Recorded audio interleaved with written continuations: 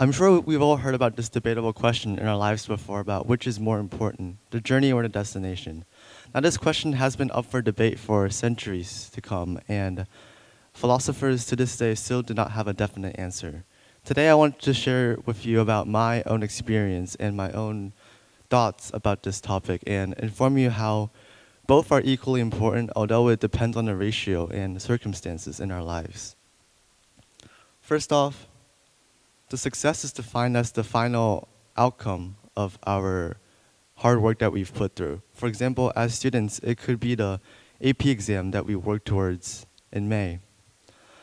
It could also be like an Olympic athlete aiming to win the gold medal, where winning the medal is essentially all that they want. On the other hand, the journey itself is the time where we value and savor every single moment. For example, it could be like spending time with our family and friends where we're not in a hurry and we rather just want to enjoy the entire process. Now, one thing to consider is, as students, would this be a good thing where after we graduate, our level of knowledge just plateaus and taper off? Or even worse, we could forget everything and go back from where we started. Now, I'm sure most of you would agree that this is not a good thing, and instead we should work towards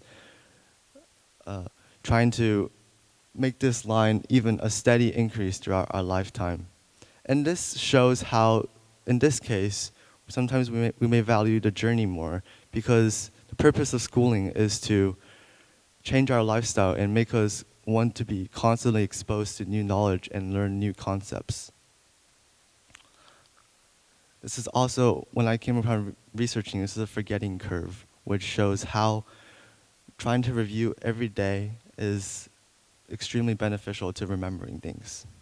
Just like how Steve Jobs once said to stay hungry and stay foolish.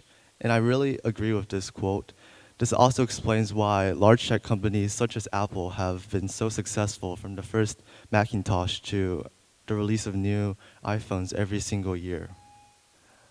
And then also, when I was researching, I came upon an interesting statistic from the NIH stating that approximately 80% of people who lose weight regain it back within 1 to 5 years. And also, according to the American Lung Association, around 75 to 90% of people pick up smoking after quitting for the first few weeks. Now, surely, although the person did meet their goal of either losing weight or quitting smoking, but we can see in the long term this has no long-term impact on their lives, because they did not respect the journey and change their own lifestyle. Sometimes we need to value the journey in order to change our own lifestyles in order to achieve our goals in the long run. Now, I wanted to narrate a story about a scientist in the 1950s named Claire Cameron Patterson. Patterson was originally trying to find an estimate for the age of the Earth using his newly used lead dating technique. And then through his method, he did successfully date the Earth as 4.55 billion years old, is how we now know. But upon researching, he came upon another interesting and detrimental issue to society, which was the constant and widespread use of lead in our society. You see, lead was used in the form of tetraethyl lead in gasoline, which seek to improve engine performance and efficiency. Now, this wasn't the first time that humans were using lead. Back during the Roman Empire, lead was used in lead pipes, such as how to transport water. But scientists at that time, like Vitruvius, noted the dangers of lead and advocated against the use of it, although he didn't receive much public attention. Same thing as Patterson. Patterson advocated against the use of lead in our industries, but into which he faced massive public backlash. For example, he was barred from the National Research Council panel on atmospheric lead contamination, despite being the most knowledgeable one there. But regardless, Patterson never stopped. he continued on with his life to advocate and fight against the use of lead until finally in 1975 and beyond, the US started to gradually implement laws to ban the usage of lead. And then in the late 1990s, a study showed that levels of lead in human blood had dropped by more than 80%. So what can we learn from Patterson's journey? We can see how if people did not listen to him or the government did not implement laws, it would have been detrimental to our society. If Patterson had lowered his head and simply tried to find the age of Earth without becoming aware of this detrimental issue in our society, then we don't know what would happen to the fate of humans. Would we all get lead poisoned and die? But thanks to Patterson, he strived and persevered. And we can see that although aiming and reaching our goal is really important, we never know what we can find along the way. As for Patterson, he never would realize that he would spend the rest of his life fighting against the usage of lead when he was originally just planning to find the age of the Earth. And a good metaphor that I think could be used is how life itself is like a long journey of a country road, whereas the destinations and successes that we have in life are like the individual hotels along the long road. So with the hotels, we have motivation to continue on to the next step and next checkpoint in order to pat ourselves in the back and aim for the next step. But without the long country road, the dots would not be able to connect and we wouldn't have much meaning in life.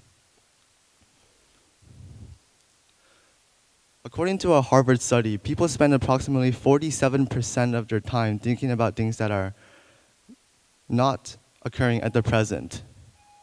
So this can either refer to events that have happened already in the past or events that have not even occurred yet. And I think we could use this statistic to teach ourselves what can we do to focus on the present. With the present, we can know how to change our potential future without fretting and worrying about it. As for the past, we have to let go the sunken costs, which is an economic concept, basically stating how the past is already past and we cannot change it. We have to move on and look towards in the future.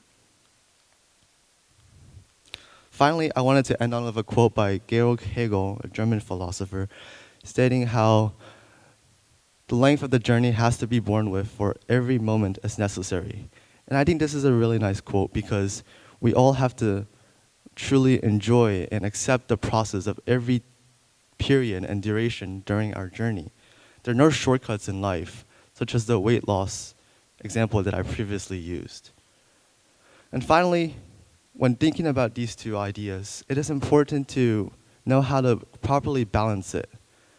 It's like essentially two ends of a spectrum. For people who emphasize more on the journey, it could be, for example, musicians and artists who value the creative process and thinking about things to create their artworks.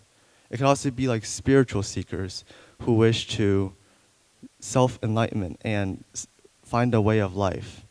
It can also be us playing video games because we want to enjoy every moment of it. Now, on the other hand, it could be for people who emphasize the success more. It could be like the Olympic athlete that I was previously mentioning. It could also be professions like investment banking or day traders who really value their portfolio more. And these are two extreme ends of the spectrum. I think we should find a balance in the middle of the spectrum. Depending on the scenario and depending on how much you want to succeed or how much you want to really just enjoy the process, we should learn how to properly balance it. And finally, just keep in mind that even the smallest baby step is a collection of micro achievements, and the largest milestone is just one step of a larger journey. Thank you.